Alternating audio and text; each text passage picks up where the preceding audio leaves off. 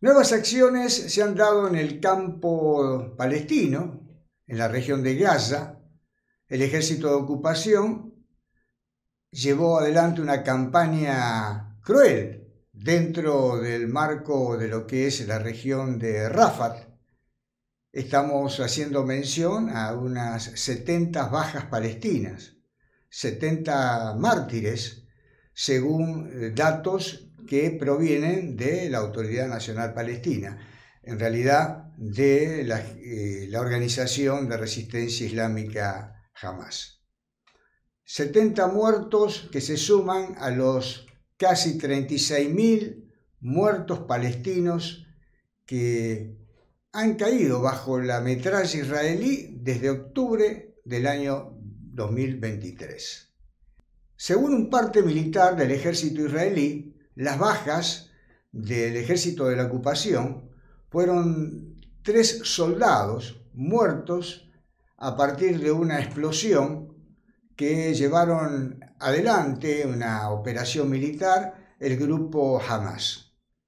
Lo importante es distinguir y celebrar que tanto el grupo Hamas como la Yihad Islámica están operando en conjunto en el territorio de Gaza. Estados Unidos ha dicho en estos días que Israel no ha excedido la línea roja.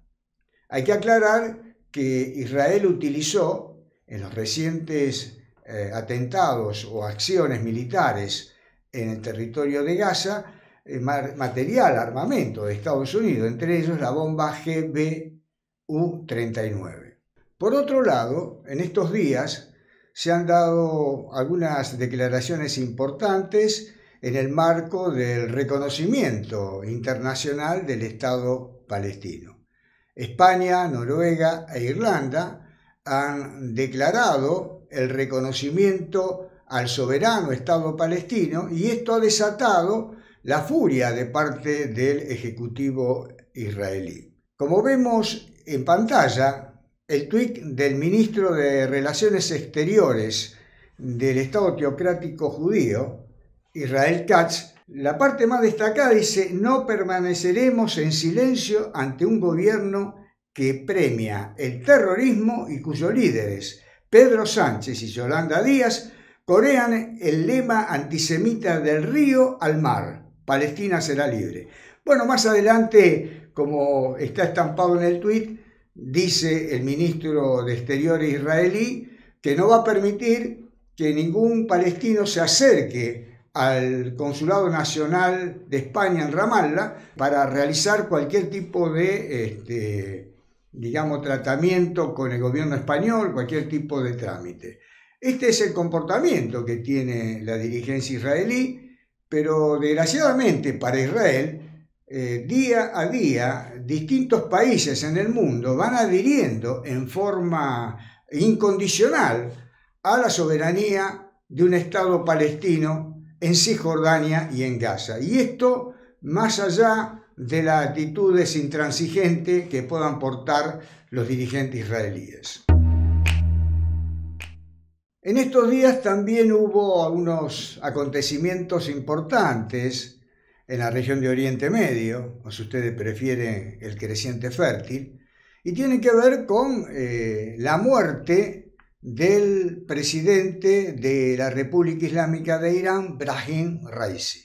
Una muerte que genera en el espacio de esta república teocrática un gran vacío de poder. Y esto ocurre al margen de las declaraciones y de los relatos que pueden provenir de la parte oficial de la República Islámica de Irán. Pero es importante que atendamos un poco a cómo es el sistema democrático en Irán, cómo está conformado este sistema de gobierno en la República Islámica de Irán. Vamos a ver en el croquis que aparece en pantalla. Por un lado, el pueblo que elige al presidente, a la asamblea de expertos y al parlamento. Ahora bien, para ser candidato a presidente o a la asamblea de expertos como al parlamento, se necesita tener la aprobación del Consejo de Guardianes. El Consejo de Guardianes que está integrado por 12 miembros 6 son designados por el líder supremo, en este caso por el Ayatollah Jamenei, y los otros 6 por el Parlamento y el Poder Judicial. Es decir, tiene que estar sometido a un filtro, si no, no pueden ser candidatos. Por otro lado, el presidente elige al Consejo de Ministros, pero este Consejo de Ministros también está, digamos, asistido, o mejor dicho, nominado por el Parlamento, que tiene 290 diputados, que son elegidos por 4 años, igual que el presidente, con derecho a 2 mandatos. El líder espiritual, o sea, en este caso Ali Jamenei, elige al Consejo de Discernimiento, que son 36 miembros, 16 clérigos del Consejo de Guardianes y otros cargos institucionales y figuras políticas. También el líder espiritual, en este caso Ali Jamenei, elige al Consejo Nacional de Seguridad, que está formado por los 3 poderes, digamos, por el Ministerio de Asuntos Exteriores, por el jefe de las Fuerzas Armadas y por un miembro de la Pasdaran, que son la Guardia Revolucionaria Islámica. El Consejo Supremo Judicial también está elegido por el líder supremo Ali Jamenei en este caso. El Consejo Supremo Judicial, como habíamos dicho anteriormente, participan en el Consejo de Guardianes. Pero como vemos, es como existe un círculo vicioso, ¿no?, en las designaciones. Todo da vuelta en función del líder espiritual y del Consejo de Guardianes. Todo pasa por ese eje, ¿no? Ali Jamenei, en este caso, y el Consejo de Guardianes, que, reitero, 12 miembros, de los cuales 6 son designados por el líder supremo. La asamblea de expertos es la que elige al líder espiritual, pero no nos olvidemos que para ser integrante, digamos, ser candidato, mejor dicho, a la asamblea de expertos que elige el pueblo de Irán, tiene que pasar por el filtro electoral del Consejo de Guardianes. Finalmente, tenemos que decir que este sistema democrático, bastante atípico, genera una apatía en la población de Irán. Y esto se ve claramente en las elecciones, donde hay una escasa participación del pueblo de Irán en los procesos electorales. Y esto ocurre, reitero, habida cuenta que el sistema no es muy seductor. Es decir, un sistema que permanentemente genera una serie de filtros, de censuras, que terminan solamente como candidatos a los distintos espacios, sea al Parlamento, a presidente o al Consejo de Expertos, aquellos que son de la preferencia de un grupo de élite dentro de la estructura gubernamental en la República Islámica de Irán.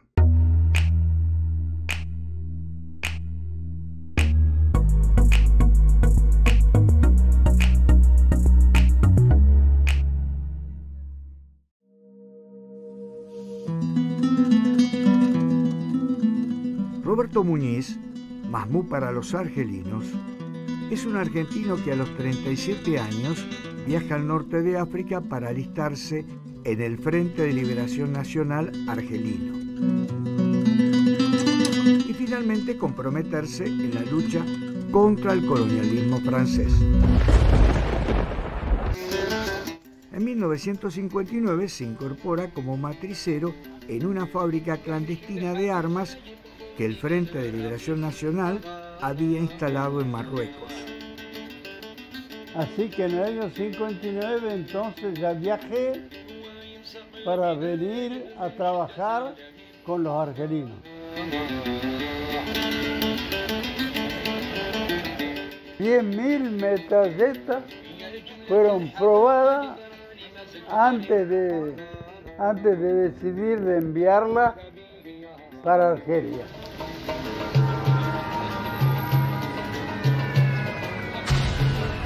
Y yo tenía una posición que quería hacer de Argelia una Argelia socialista,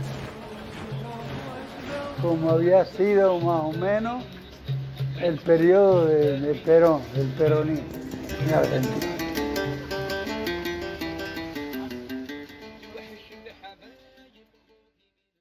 Con las imágenes que hemos visto en la introducción, saludamos a Luis Mahmoud Muñiz, hijo de Roberto Mahmoud Muñiz, el mujahidín de la Revolución Argelina. ¿Cómo te va, Luis? ¿Qué tal? Muy bien, Néstor. Bien, aquí andamos. Muchas Luis, gracias por invitarme a esta pequeña por favor. reunión o entrevista, que con mucho gusto participo a esto. Bueno, Luis está en este momento en Argel. Tenemos una diferencia de 4 o 5 horas.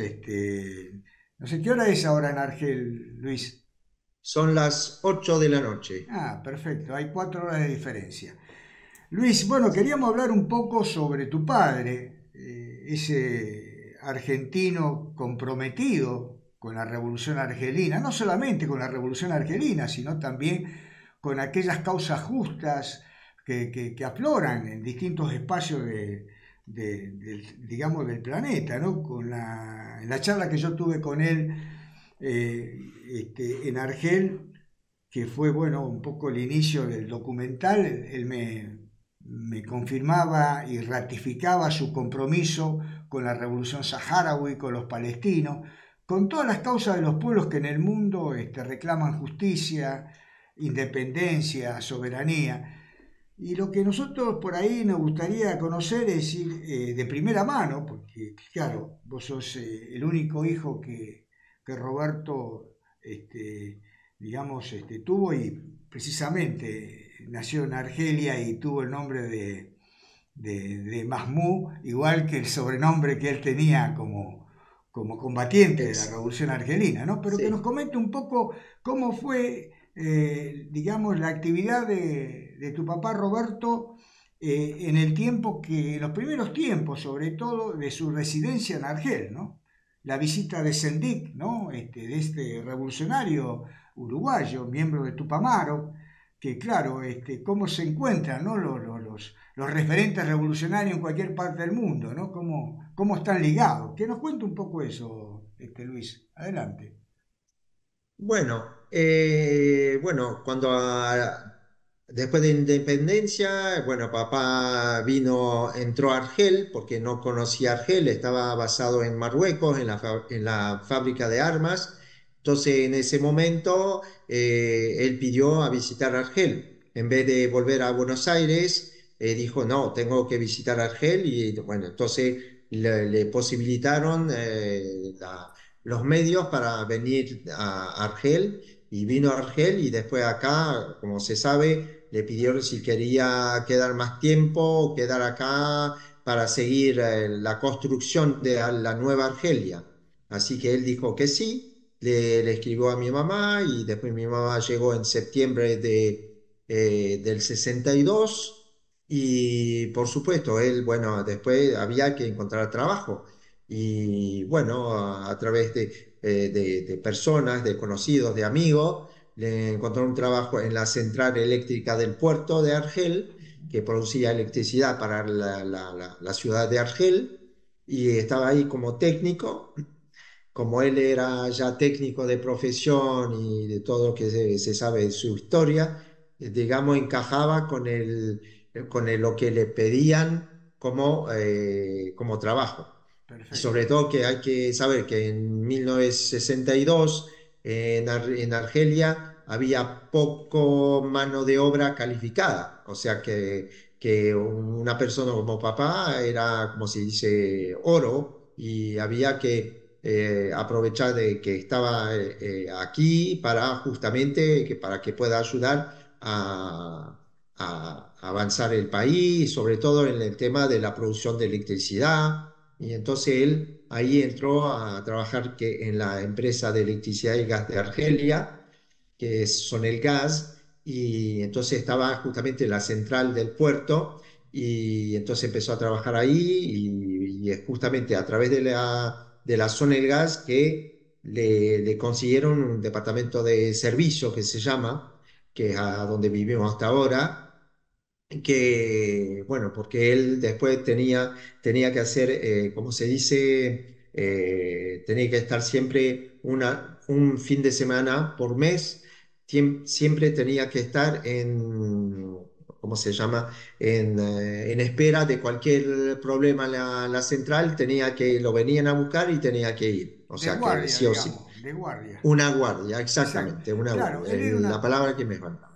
él era una persona muy especializada, inclusive en el tema de la matricería, ¿no? Es decir, cuando él trabaja en Exactamente, la fábrica clandestina de armas en Marruecos, que proveía de sí. armas al Ejército de Liberación argelino, bueno, él era un especialista en armar esas matrices, como bien dice él en el documental, de muchas de las metralletas que después fueron utilizadas por el Ejército de Liberación argelino en la lucha contra la presencia francesa. Y también él se encontró en Argel con Sendik, ¿no? Con el revolucionario Sí, uruguayo. sí, sí. Eso ya fue mucho después, después de los años, creo en los años 70, 70. fines de 70, por ahí, 80, por ahí, que justamente Alberto y Anne-Marie, que era su compañera, vinieron acá, pasaron unos días y bueno, ahí se encontraron y bueno, vinieron de visita nomás, o sea que bueno, conocer, hacía muchos años que no lo veía, papá que no veía a Alberto, y sobre todo después que salió de la cárcel en Uruguay, etcétera, y todo eso, bueno, y él estaba radicado en Francia, en París, y entonces, bueno, ahí vinieron, digamos, para visitar Argelia y por supuesto, hablar del porvenir de Argelia, intercambiar ideas, intercambiar, bueno, no sé, ideas y planes de desarrollo para Argelia, o sea, Claro, además, más o menos. como buenos revolucionarios, ambos no se podían quedar quietos, siempre estaban en la construcción de cosas, de ir buscando la vuelta, de ir, como él me explicaba, ¿no? De qué manera podemos mejorarle la vida a la gente, ¿no? Es decir, lograr Exactamente, una exactamente. vida más digna para los pueblos. Sí, Inclusive, sí, para nosotros ha sido muy importante el trabajo, el testimonio de tu padre, porque en Argentina, en los procesos de la década del 60, lo que tenía que ver con el movimiento insurreccional en Argentina, en muchas organizaciones tomaron el modelo y el formato argelino, ¿no? Y entonces la película y la experiencia que cuenta tu padre ha servido como para ir buceando en la historia propia de la Argentina sobre esos movimientos rebeldes, insurgentes en Argentina que veían al modelo argelino como un modelo a seguir, ¿no? Y por eso sí, vemos digamos, que el legado de tu padre ha sido trascendente para muchas generaciones de militantes enrolados en los procesos que tienen que ver con la libertad, con la lucha por la libertad, la justicia, el bien común. Inclusive en Argel mismo hay una consideración muy especial sobre tu padre porque ha sido distinguido, ha tenido, digamos, ha sí, sido varias con distinciones. distinción y con decoraciones, ¿verdad? Contanos un poco. Sí, sí, sí, exactamente, exactamente. Y siguiendo antes de la llegada de los Sendik aquí en Argel, primero, o sea, como trabajó en la central eléctrica, y entonces ahí entró también en el sindicato argelino, que por supuesto el sindicato argelino era uno solo, que bueno, sigue ahora lo mismo que Bien. es la UGTA, que es la Unión General de los Trabajadores Argelinos, que Mm. en su momento era uno solo. Ahora hay varios sindicatos según los rubros y etcétera, pero todos en esa época era un solo sindicato. Y entonces no es que se metió, pero la gente lo eligió a él como representante de los trabajadores a donde él estaba, en la central sindical, por su elocuencia, saber cómo hablar con los dirigentes y bueno, y saber cómo obtener, sobre todo, cómo obtener cosas de los de los dirigentes, de las empresas, bueno, todo eso era porque él se lo pusieron como sindicalista o se puso como sindicalista. Claro, También después entró, ajá, te escucho, te también escucho. después entró también en el partido que era el FLN, el Frente de Liberación Nacional, que era el partido único en Argelia a la Bien, independencia. bien, Entonces bien, él se metió también en el partido como paramilitar y para justamente, como lo dijiste bien, para mejorar la vida de la gente y sobre todo porque en el 76 ya apareció la nueva constitución del país y que con las distintas regiones del partido que tenían como oficinas en cada pueblo, en cada barrio, en algunos barrios, en muchos barrios había oficinas del partido. Y cada oficina se encargaba de explicar al pueblo o a la gente, se hacían reuniones en las escuelas para explicar a la gente la nueva constitución argelina, de Argelia independiente. bien, Y bien. entonces él estaba metido en eso, por supuesto. Inclusive ya en los últimos tiempos también iba a las escuelas, ¿no? A hablar con los alumnos sobre su experiencia como militante, ¿no? Es decir, qué importancia Sí, qué exactamente. importante transmitirle todas las experiencias a las nuevas generaciones, ¿no? Yo he visto, bueno, Sí, vos me has mostrado material sobre las exposiciones de tu padre en los distintos ambientes educativos, donde hoy sería importante, sería muy importante, el reconocimiento también, porque tu viejo era un educador, era una persona que permanentemente trabajaba persuadiendo al otro, con un proyecto de, como decíamos al principio, ¿no? Logrando o apuntando hacia un estado de bienestar en la gente, pero utilizando siempre ante todo la persuasión. Una persona que, bueno, por eso llegó a ser exactamente. conductor en distintos espacios gremiales, porque era reconocido como un referente, como alguien que, como bien lo decíamos, la elocuencia y fundamentalmente su honestidad, su militancia transparente, hacía que, bueno, el otro, su compañero, lo señalara o lo eligiera como responsable de la determinada actividad gremial, ¿no? Yo creo que es Sí, importante, eh, digamos, que la memoria de Roberto quede estampada, ¿no? Es decir, en algún espacio educativo, en Argel. Nosotros acá estamos viendo la posibilidad de armar una plaza en una ciudad de acá cerca de Rosario, y ahí pensamos hacerle un homenaje a tu padre. Ya hablé con el intendente de la ciudad donde vamos a inaugurar la plaza. No, digamos que la inauguración de Argelia tenga como protagonista la inauguración de ese espacio con el nombre de República Argelina Democrática y Popular, tenga como referente a un hombre que fue un enlace entre los dos países, un hombre que participó acá comprometido con su causa, con su pueblo, y que cuando viajó para comprometerse con otra causa, con otro pueblo, un verdadero internacionalismo.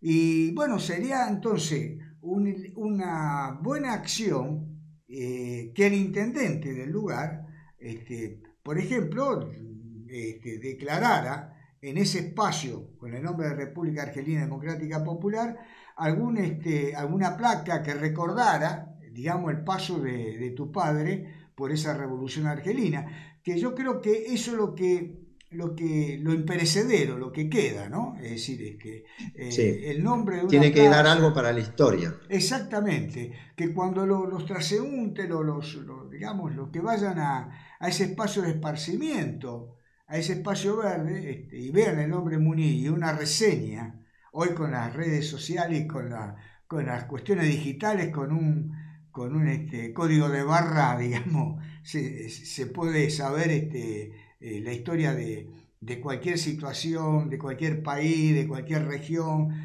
Acá se Sí, usa mucho en exactamente. las plazas poner un código donde vos escaneándolo te Sí, enterás de toda código la QR. QR. Mm, Así que ujú. bueno, yo creo que es importante. digamos, proyectar este legado, porque los ejemplos que ha dado Roberto Mahmoud Muñiz realmente son trascendentes en la historia de dos países, de dos pueblos, el argentino y el argelino, y fundamentalmente en tiempos, bueno, de crisis, siempre debemos acudir a la memoria, a la referencia de estos hombres que fueron grandes en los procesos, digamos, de independencia, ¿no? Y de compromiso Sí, sí, sí, con los pueblos.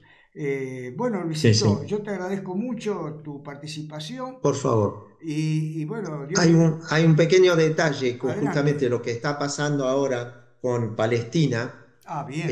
En su momento, papá tenía 80 años y en esa época estaba Yasser Arafat, el presidente de Palestina en su momento, estaba en Palestina, estaba, digamos, estaba prohibido de salir de Palestina, de su casa, etcétera, impuesto por Israel. Y entonces en su momento mi padre me dijo que si hubiera tenido algunos años menos, iría a Palestina a estar con Arafat porque lo que le están haciendo es injusto. Es injusto y lo van a terminar por matar, que es lo que pasó algunos años después. Así es. Lo mataron. Así es. Pero, o sea que eso tenía 80 años que a Ajá. los 80 años tenía todavía esa Esa fuga, fuerza. esa fuerza de ir a donde hay que ir para ayudar a la gente, ayudar a una persona o la gente o un grupo por el bien o por hacer, por liberar, por hacer lo justo, digamos, por Exactamente. hacer las cosas justas. Entonces, por eso, como también con el tema del Frente Polisario, que la historia del Frente Polisario, cómo empezó el Frente Polisario, cuáles son los responsables de toda esta situación en el Polisario y que, o sea, que tiene que solucionarse, que no se puede quedar la cosa así y años tras años sin una solución final. Así Como es. también el tema de Palestina. O sea, en Palestina no se puede quedar así las cosas, tiene que haber una solución con a dos estados, como se está planteando, aunque, bueno, el derecho del pueblo palestino está desde siglos ahí, bueno, Así es. Esa es otra historia. historia, pero bueno, se invadió por otras razones, bueno, ahora hay que compartir, bueno, hay que compartir, pero compartir en lo justo, Exacto. no compartir en lo malo, o sea, Bueno, Luisito, vos se nota que tenés buena madera, ¿no? La formación de tu padre en esto digamos que aflora, ¿no? Pero, y además, sí, sí, sí, es verdad. es decir, pues tuviste un gran maestro, un maestro pero para muchos, que yo, por ejemplo, que lo conocí, digamos que estuve compartiendo una semana con él, 7 jornadas a pleno, realmente me sentí como si él era mi hermano mayor, ¿no? Realmente, es decir, aquella persona que uno tenía que escucharlo, porque, bueno, no solamente la sabiduría que portaba, sino el análisis sobre las distintas situaciones coyunturales. Como él decía, un revolucionario uno lo es toda la vida, no en segmentos de su vida. Y para eso, y Exactamente. para ese proyecto, eh, Roberto Mahmoud Muñiz ha dado un testimonio realmente ejemplar. Muchas gracias, Luis. Te dejo un fuerte Por abrazo y favor, saludo a gracias la a vos. familia. Gracias.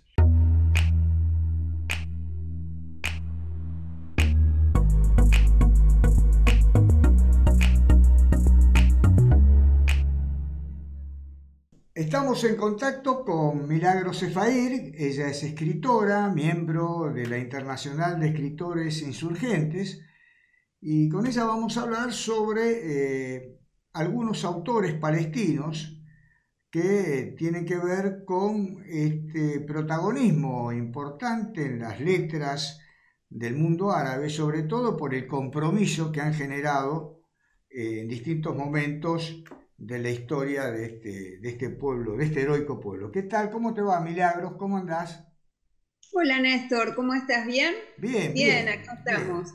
Bien, bueno, estamos promocionando un poco el trabajo, la antología poética de este conjunto, este colectivo de poetas que le han dedicado a Palestina los mejores versos, ¿no? Es decir, los más comprometidos, muchos de ellos de América Latina, otros de España, digamos del mundo árabe, representando fundamentalmente al pueblo saharaui. Y queríamos hablar con vos algunos temas que habían quedado pendientes inclusive en la versión radial de Enlace con el Mundo Árabe y que tiene que ver con la poesía palestina y algunos autores de este espacio importante que tiene que ver con el mundo árabe. Así que te escuchamos. Bueno, perfecto. Uno de los que había quedado en el tintero era Mahmoud Darwish, que Ah, yo siempre me lo dejo de postre y al final no llego al postre. sí, pasa. Así que bueno, arranco hoy con Mahmoud Darwish, Perfecto. que nace en 1941 en una aldea que se llama Al-Barwa, que es de la zona de Galilea, en Palestina. Es considerado el poeta nacional palestino, con lo cual es muy importante su poesía. En 1948, con la invasión del ejército israelí, su aldea es invadida y destruida y tiene que huir con su familia, con solo 7 añitos, al Líbano. Un año más tarde vuelve a otra aldea que se llama Dair al-Assad, en el noroeste de su ciudad natal. Bueno, de joven reside en Egipto y luego en el Líbano, es director de varias revistas. En 1982 la ocupación israelí del Líbano lo hace volver a huir a Europa, en este caso. Y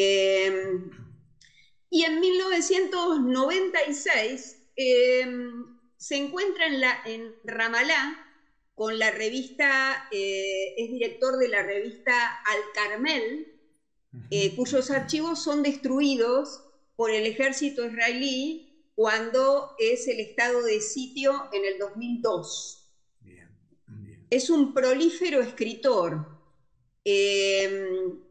un caminante desterrado constante. Algunos autores lo califican como que estuvo tanto tiempo fuera de su territorio que pierde el contacto y sin embargo no, él está todo el tiempo militando a favor de la lucha palestina y la lleva muy, muy en la piel. Testigo elocuente, ¿no? Del exilio digamos, y de la pertenencia, ¿no? Al pueblo palestino. Sí, sí, Mahmoud. imagínate con 7 años, ¿no? Que venga un ejército y destruya tu casa y tengas que huir con tu familia. Eso creo que lo ha dejado marcado toda la vida y después recurrentemente volvía hacia los territorios del Líbano. Era como que no, siempre está de vuelta. Hay Además un poema integró, que, perdóname, pero lo importante en Darwish fue miembro de la OLP. Integró claro, sí, sí, sí. inclusive fue el que redactó, digamos, la Declaración de Independencia del año Ujú, 1988, cuando se hizo en Argel.